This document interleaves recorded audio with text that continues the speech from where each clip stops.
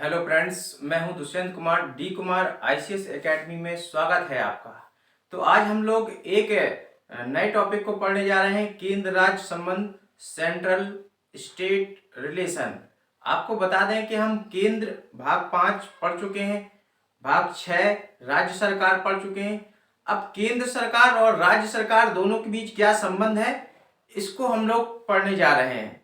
तो आपको बता दें कि संविधान कि भाग 11 और भाग 12 में केंद्र राज्य संबंधों के बारे में बताया गया है। केंद्र राज्य संबंध 3 प्रकार के होते हैं: केंद्र राज्य विधायी संबंध, केंद्र राज्य प्रशासनिक संबंध, केंद्र राज्य वित्तीय संबंध। ठीक है, केंद्र राज्य विधायी संबंध, केंद्र राज्य प्रशासनिक संबंध और केंद्र राज्य वित्तीय संबंध। तो आज हम लोग केंद्र राज्य संबंध और भाग 11 को पढ़ने जा रहे हैं, और इसके बाद जो आपके प्रशासनिक और वित्तीय संबंध हैं वो भाग 12 में दिए हुए हैं।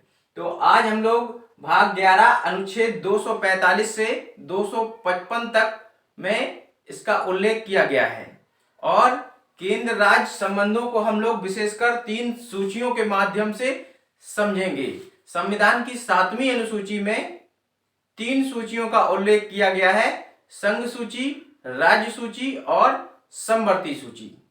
ठीक है, लेकिन इससे पहले आपको एक चीज बता दें कि हमारा जो स्ट्रक्चर है वो फेडरल है, संघात्मक ढांचा है हमारा। ठीक है, हमारा जो स्ट्रक्चर है संघात्मक है, लेकिन आपातकालीन परिस्थितियों में ये स्ट्रक्चर कैसा हो जाता है? यूनिटरी हो जाता है। यानी हमारा जो फेडरल स्ट्रक्चर है वो यूनिटरी हो जाता है। इसका क्या मतलब है? इसका मतलब है कि सामान्य परिस्थितियों में जो 7वीं अनुसूची में 3 सूचियां दी गई हैं: संघ सूची, राज्य सूची, समवर्ती सूची। यानी हमारे यहाँ विषयों का बंटवारा है। ठीक है, केंद्र अपने विषयों पर कानून बनाएगी और राज्य सरकार अपने दिए गए विषयों पर कानून बनाएगी, और दोनों के बीच झगड़ा ना हो किसी प्रकार का। तो इसके लिए जो हमारे संविधान निर्माता थे वो संविधान में इस प्रकार की व्यवस्था करके गए हैं कि केंद्र और राज्य के बीच डिस्प्यूट क्रिएट ना हो, आपस में विवाद ना हो। इसलिए उन्होंने 3 सूचियों का उल्लेख किया है संविधान में, और ये संविधान में 12 वैसे अनुसूचियां हैं। आपको बता दें तो 7वीं अनुसूची में 3 सूचियां, फिर से ध्यान दीजिए, सूचियों के अंदर सूचियां, तो आप कहीं आप कंफ्यूज ना हो जाएं। भारतीय संविधान में मूलतः 8 अनुसूचियां थी।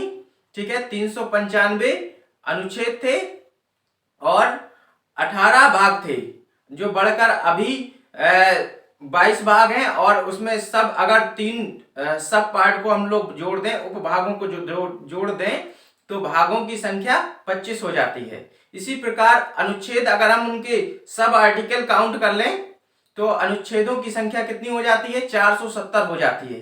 ये हम लोग जब संविधान की विशेषता पढ़ेंगे तो हम आपको पूरा बताएंगे कि कितने अनुसूचियां हैं, कितने अनुच्छेद हैं और कितने भाग हैं, और हमारे कौन कौन से भाग में क्या क्या हमारे कॉन्स्टिट्यूशन के फीचर्स हैं, क्या क्या विशेषताएं हैं, इनको हम लोग देखेंगे। ठीक है, तो फिलहाल अभी हम लोग चूंकि केंद्र राज्य संबंध पढ़ रहे हैं तो केंद्र राज्य संबंधों पर ही हमें फोकस करना चाहिए। ठीक है, तो आपको बता दें कि जो केंद्र राज्य संबंध है, उन केंद्र राज्य संबंधों में 7वीं अनुसूची का उल्लेख किया गया है। 12 अनुसूचियों में जो 7वीं अनुसूची है उसमें 3 सूचियों का उल्लेख किया है: संघ सूची, राज्य सूची और समवर्ती सूची। ठीक है, तो संघ सूची में जो विषय दिए हुए हैं वो राष्ट्रीय महत्व के, नेशनल इंपॉर्टेंस के सब्जेक्ट हैं। ठीक है, और उस पर कानून बनाने का जो अधिकार है, राइट्स है, वो केंद्र सरकार को दिया गया है। ठीक है, यानी केंद्र सरकार, फिर राज्य सरकार और स्थानीय सरकार। ठीक है, लोकल सेल्फ गवर्नमेंट। ठीक है, पंचायत और नगर पालिका। तो आपको बता दें कि केंद्र और राज्य के बीच किस प्रकार के संबंध हैं। तो संघ सूची में 100 विषय हैं। मूलतः 97 सब्जेक्ट थे, यानी जब कॉन्स्टिट्यूशन फ्रेम्ड किया गया था, बनाया गया था, तो इसमें 97 सब्जेक्ट थे। और ऐसे विषय जो राष्ट्रीय महत्व के हैं, ठीक है, ऐसे विषय जो राष्ट्रीय महत्व के हैं उनको संघ सूची में डाला गया है। आपको पता होगा जो केंद्र सरकार है कानून बनाती है, तो वो पूरे भारत पर उसका बनाया गया विधान, उसका बनाया गया कानून, लॉ पूरे कंट्री पर, एंटायर कंट्री पर इम्पोज होता है, लागू होता है, पूरे भारत पर लागू होता है। जितने भी 28 राज्य और 9 केंद्र शासित प्रदेश हैं उन सब पर लागू होता है, ठीक है। तो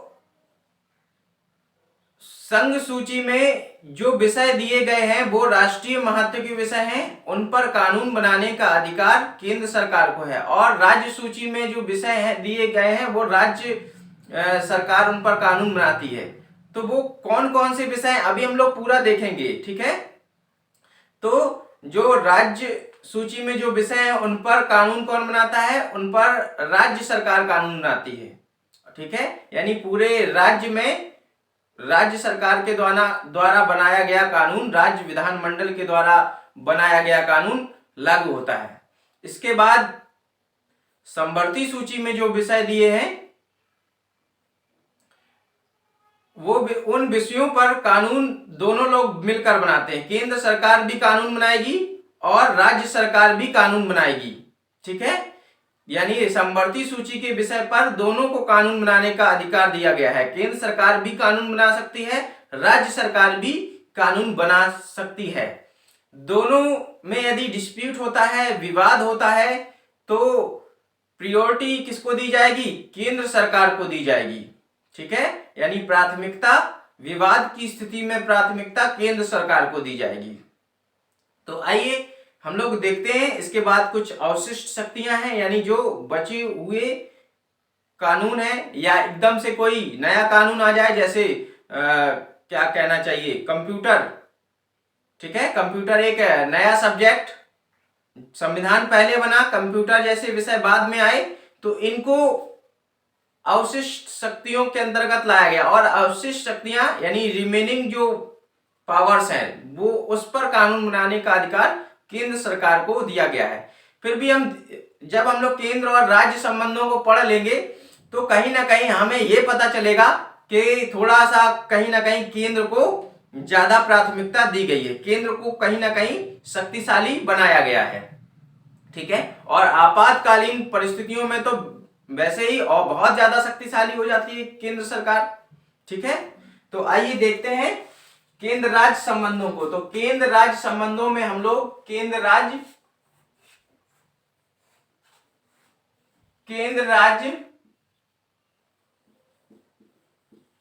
विधायी संबंधों को पढ़ने जा रहे हैं। केंद्र राज्य विधायी संबंध,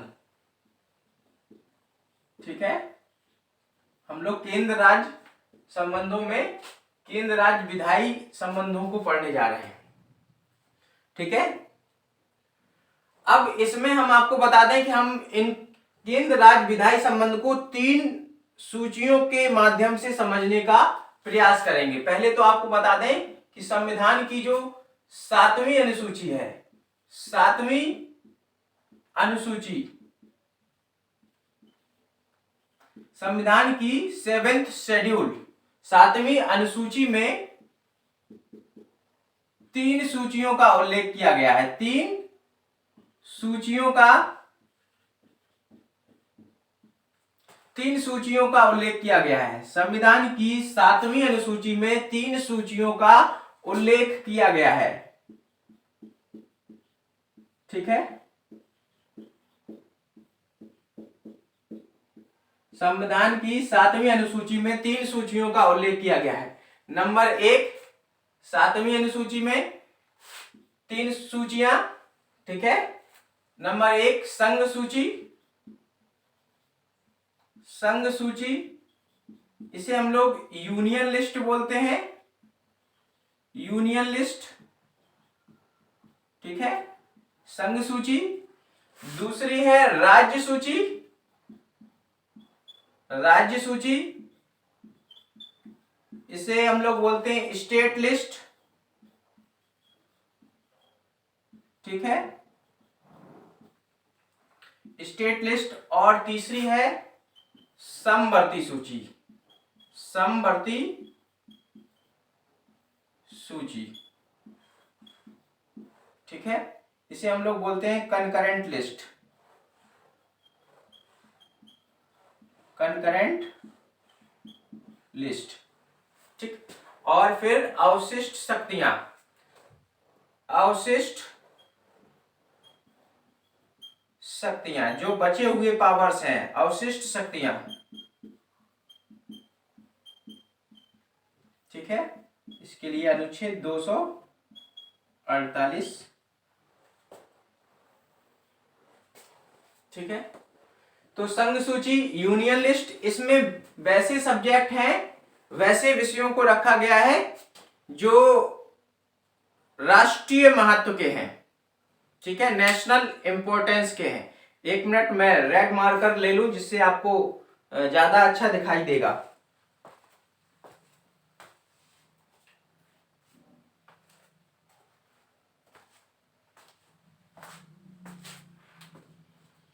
ठीक है, 7वीं अनुसूची में 3 सूचियों का उल्लेख किया गया है, संघ सूची, यूनियन लिस्ट, ठीक है, राज्य सूची, स्टेट लिस्ट, समवर्ती सूची, कंकरेंट लिस्ट और अवशिष्ट शक्तियां, रिमेनिंग पावर्स, ठीक है, ये केंद्र के पास है, ठीक है, और इन पर केंद्र सरकार को कानून बनाने का अधिकार दिया गया है, अनुच्छेद 248।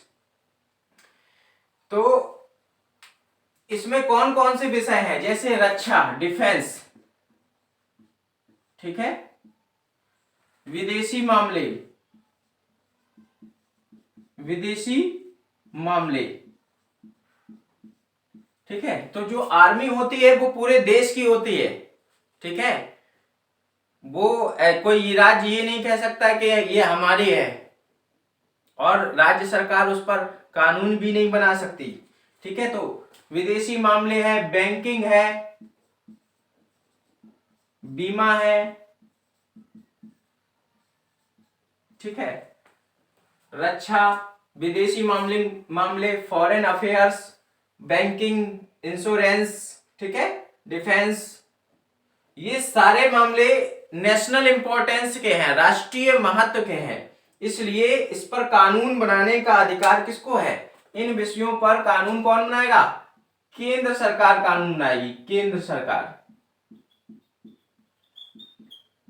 आपको बता दें, संविधान में कहीं भी केंद्र शब्द का उल्लेख नहीं किया गया है। संविधान में जो शब्द यूज किया जाता है वो संघ, यूनियन। संविधान के पहले अनुच्छेद में ही कहा गया है भारत अर्थात इंडिया राज्यों का संघ होगा, भारत अर्थात इंडिया राज्यों का संघ होगा, ठीक है। केंद्र शब्द लेकिन फिर भी केंद्र बोलचाल में अडॉप्ट कर लिया गया है, इसलिए केंद्र सरकार हम लोग लिख देते हैं, लेकिन संविधान में केंद्र शब्द उल्लेख नहीं किया गया है। केंद्र की जगह संघ सरकार यूज करते हैं, यूनियन गवर्नमेंट, ठीक है। तो इन पर ये जो विषय दिए गए हैं संघ सूची में, यूनियन लिस्ट में जो सब्जेक्ट दिए गए हैं, डिफेंस, फॉरेन अफेयर्स, बैंकिंग और इंश्योरेंस, तो इन पर सेंट्रल गवर्नमेंट लॉ फॉर्मुलेट करती है, लॉ बनाती है, और इंटायर कंट्री के लिए, पूरे देश के लिए, ठीक है। इसके बाद जो स्टेट लिस्ट है उस पर कानून कौन बनाएगा? राज्य सरकार, राज्य विधानमंडल कानून बनाएगा, ठीक है। और वो कानून राज्य विधान में जितने भी, जहां तक भी उसकी सीमा होगी राज्य की, उस पूरे राज्य की सीमा पर राज्य का विधान लागू होगा, ठीक है। इसमें कौन कौन से, जैसे मनोरंजन है, ठीक है, आपको बता दें कृषि है, सिंचाई है, ठीक है, वाणिज्य एवं व्यापार,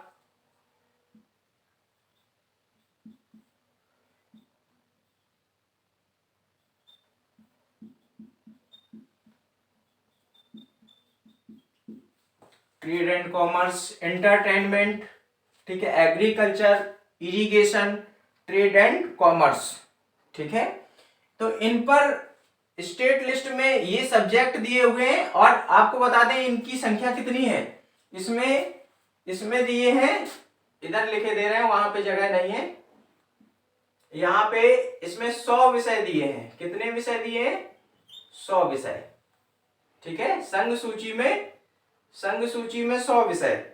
मूलतः इसमें 97, मूलतः इसका मतलब ये होता है कि जब संविधान बना, मूल संविधान में 97 सब्जेक्ट थे, ठीक है।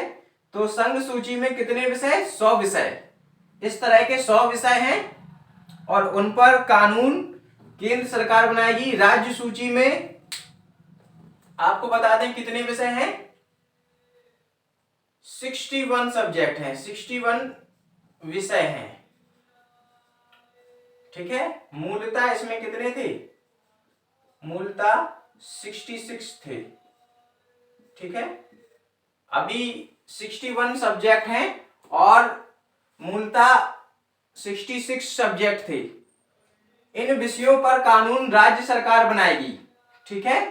और 5 विषय कहां चले गए? फिर 5 विषय निकाल के समवर्ती सूची में डाल दिए गए। 42वें संविधान संशोधन 1976 के द्वारा 5 विषय को राज्य सूची से निकालकर समवर्ती सूची में डाल दिया गया, ठीक है। वो विषय आपका जैसे वन है, नापतौल है, ठीक है। तो इस तरह के जो विषय हैं, 5 विषय, वन जीव है, उसको निकाल करके आपका समवर्ती सूची में डाल दिया गया। राज्य सूची से निकाल करके समवर्ती सूची में डाल दिया गया। तो समवर्ती सूची में कितने विषय हैं? इसमें आपको बता दें 52 विषय हैं, 47 थे, ठीक है। कितने थे? 52 थे, 47 थे, अब 52 हो गए। ये मूलतः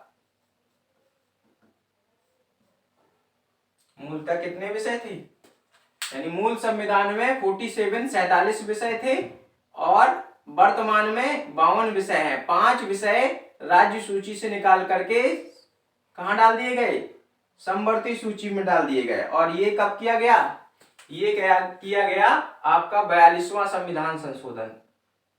यहां लिख दें 42वां संविधान संशोधन, 42वां संविधान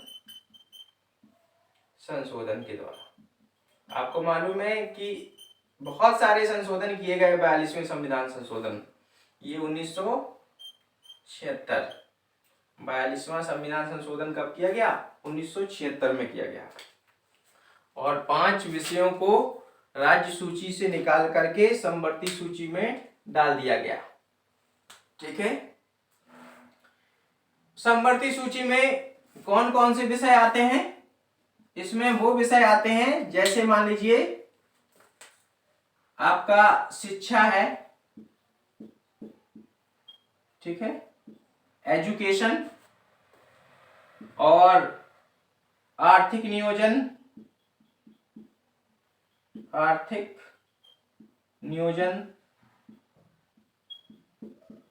जनसंख्या नियंत्रण, इकोनॉमिक प्लानिंग, ठीक है, आर्थिक नियोजन, और आपका जनसंख्या नियंत्रण, पॉपुलेशन कंट्रोल, जनसंख्या नियंत्रण, ठीक है। इन विषयों पर कानून बनाने का अधिकार किसको दिया गया है? दोनों, यानी राज्य सरकार भी कानून बना सकती है और केंद्र सरकार भी कानून बना सकती है, ठीक है। केंद्र और राज्य दोनों कानून बना सकते हैं। इस पर राज्य सरकार कानून बनाएगी। राज्य के विषयों पर राज्य सरकार कानून बनाएगी, संघ सूची में दिए गए विषयों पर केंद्र सरकार कानून बनाएगी, और कंकरेंट लिस्ट समवर्ती सूची में दिए गए विषयों पर दोनों लोग, केंद्र और राज्य, ठीक है, कानून बनाएंगे। ठीक। और अवशिष्ट शक्तियां, नया अचानक से कोई विषय आ जाए, ठीक है, जैसे समलैंगिकता, समलैंगिकता पर कानून बनना है, या क्या बोलते हैं, कंप्यूटर,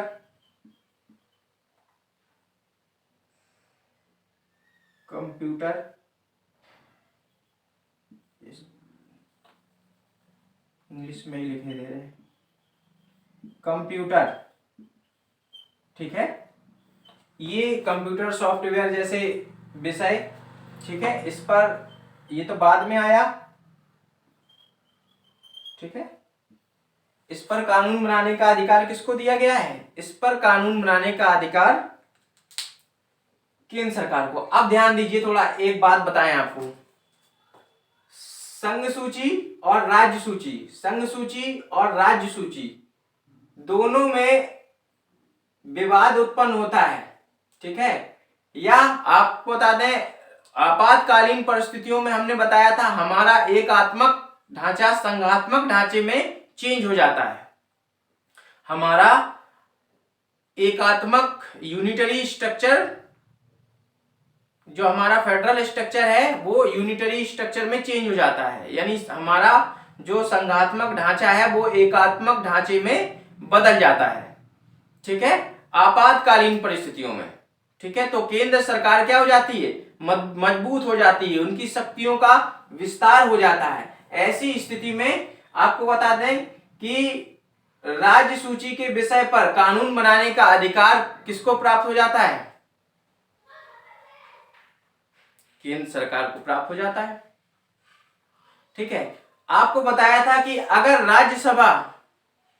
राज्यसभा अनुच्छेद 249 के तहत, ठीक है, अनुच्छेद 249 के तहत,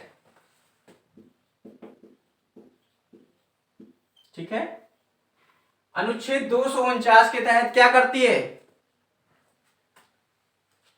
अगर विशेष बहुमत से संकल्प पारित करती है, यानी 2/3 बहुमत से संकल्प पारित करती है, राज्यसभा के 2/3 सदस्य राज्य सूची के विषय पर संकल्प पारित करते हैं, तो कानून बनाने का अधिकार संसद को प्राप्त हो जाता है। ध्यान दीजिए, इसे इरेज कर दें या यहीं लिख दें?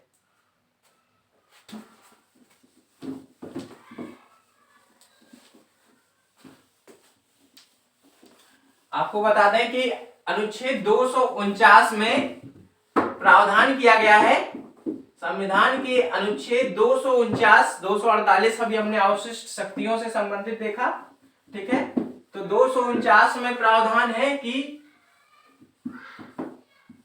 राज्यसभा राज्य सूची के विषय पर 2/3 बहुमत से संकल्प पारित करती है, तो कानून बनाने का अधिकार किसको हो जाता है?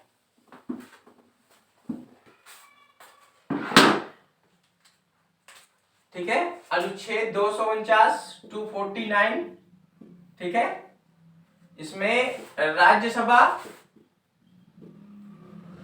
यानी 2/3 बहुमत से, 245 सदस्य संख्या है, 245 का 2/3, ये, ठीक है, विशेष बहुमत, इसे हम लोग क्या कहेंगे? विशेष बहुमत। अगर आप निकालेंगे तो करीब करीब 123 निकल के आएगा। कितना आएगा?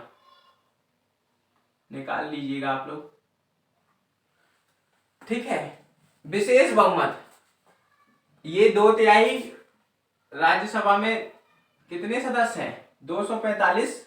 तो विशेष बहुमत से अगर राज्यसभा अनुच्छेद 249 में कहा गया है कि राज्यसभा विशेष बहुमत से संकल्प पारित करती है, ठीक है, तो कानून बनाने का अधिकार किसे प्राप्त हो जाता है?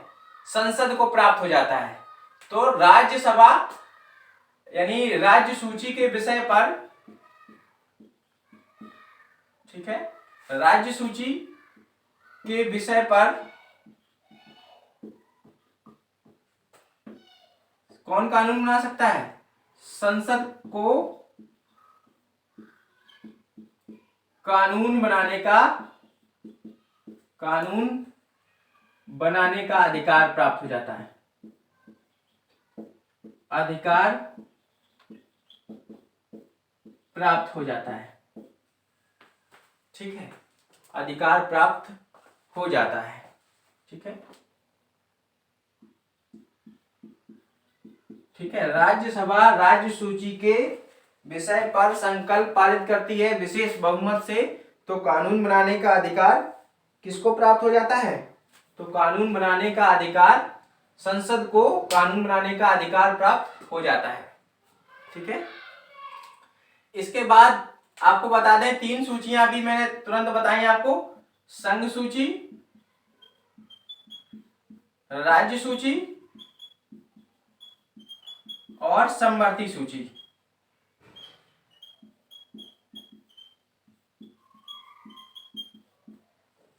ये संघ सूची हमेशा ऊपर रहेगी राज्य सूची के, और समवर्ती सूची भी ऊपर रहेगी राज्य सूची के, ठीक है। अगर इन दोनों में विवाद उत्पन्न होता है तो केंद्र को, ठीक है, विवाद की स्थिति में केंद्र सरकार को प्राथमिकता दी जाएगी। अगर समवर्ती सूची पर दोनों ने कानून बनाया, ठीक है, समवर्ती सूची पर कानून बनाया अगर दोनों ने, तो केंद्र को प्राथमिकता दी जाएगी। विवाद की स्थिति में केंद्र को प्राथमिकता प्रियोरिटी